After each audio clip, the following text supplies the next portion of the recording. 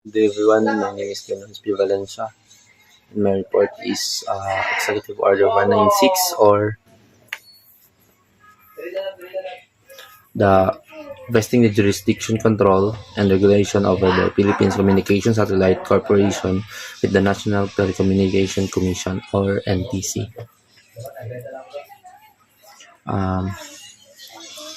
So what is the purpose?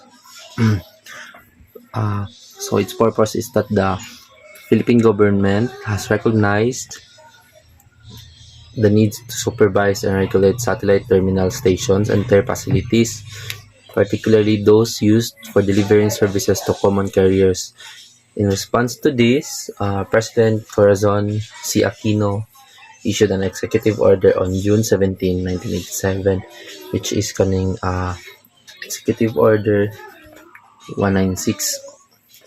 Ang purpose ani is that dati manggod ang mga satellite terminal stations is manage sa TCB, or Telecommunication Control Bureau.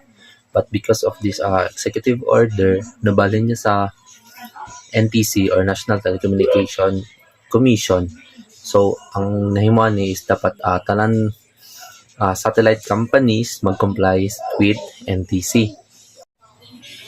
And also kaning mga public services providers need nila mag-secure og permit or license sa NTC or gikan sa NTC before sila mag-install or mag-operate sa ilang satellite facilities.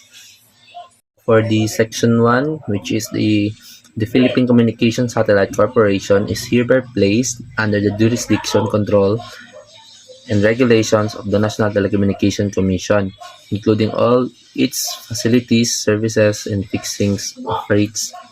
This section is that ang ginapaloob ani is ang PhilComSat, or ang Philippine Communication Satellite Corporation, is under na siya sa jurisdiction, control, and regulation sa NTC, or National Telecommunication Commission, including na nis ang facilities, services, and kanang mga rates nila.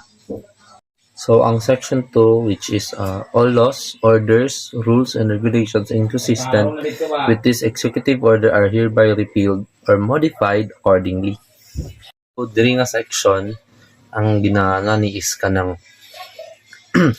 ang previous laws, rules, and regulations na nag-conflict sa bago nga executive, which is ang 196, ay gina-repeal or gina-modified. So, these are